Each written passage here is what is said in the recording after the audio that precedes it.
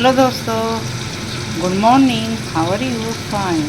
आज শেফালি কিচেনেতে বানাচ্ছি আমি মোচার ঘন্ট।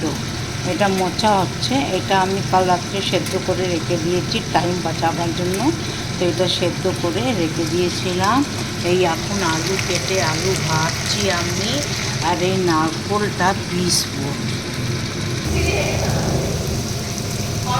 লাল লাল আলু হয়ে গেছে, এতে পিসেছি আদা জিরে বাটা দিয়ে, একটু নারকোল পিসে নিয়েছি একসঙ্গে।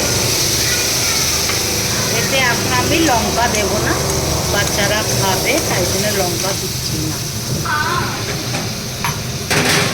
এতে আমি মোচা দিয়ে দিয়েছি, এটা মোচা দিয়ে একটু ভাজা ভাজা করবো।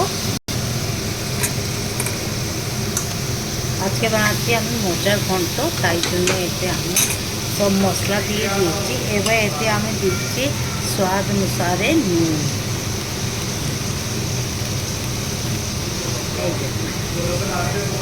আর একটুখানি দেবো আমি এতে চিনি, মিষ্টি হওয়ার জন্য।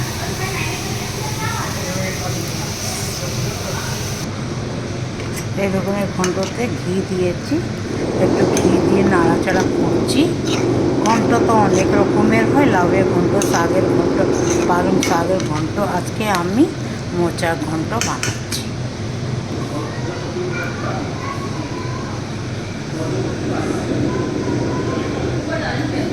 এটা নারকোল দিচ্ছে,